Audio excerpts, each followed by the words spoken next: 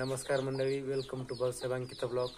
आज रविवार, आज बाजारला चाललो बिटकेवाडीला. गावचा बाजार असतो पण तो दुपारना असतो 3च्या नंतर, त्यामुळे सकाळ सकाळ रानातल्या कामांसाठी वाडीला बाजारला जावं लागतं.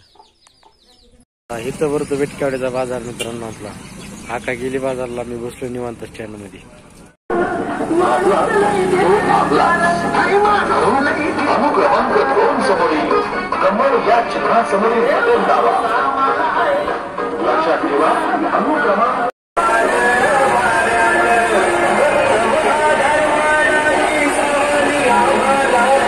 नमस्कार मित्रांनो, बाजार करून आता चाललोय आपण घरी.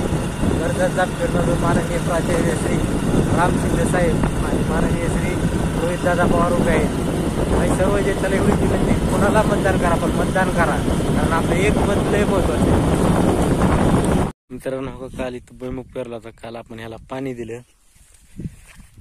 इकडे निम्म हे काढलं, अख्खं पूर्ण झाले ते चिचपासून आपलं वावर इकडं झाले. आणि येतो ना काही ताल थोडं गाचपान दिसतं का, एवढं वरण राहिले. आज लवकरच होईल, पण बघू. आता वर कांद्याला सार वाढायचे बघा. एक कांदा करतोय त्यासाठी दातोळ न्यायला आलो. रात्री भरणं घेता घेता सार ओढीत होतो. अंकिता शेरडाच्या नावाने पपई न्यायला आली. तोड तोड पिकली. घरचे असल्याशिवाय खायला मजा नाही. पिळवायची गोल फिरव तोडायचीच माहित नाही. 2 पपाया निघाल्या मित्रांनो. आणि झाडाला आणखी नका 3-4 पपायांना डोळं पडल्यात आपल्या. परीचं दुखत आहे, त्याला थोडी सर्दी ताप आली, त्याच्यामुळे दवाखान्यात घेऊन चाललो.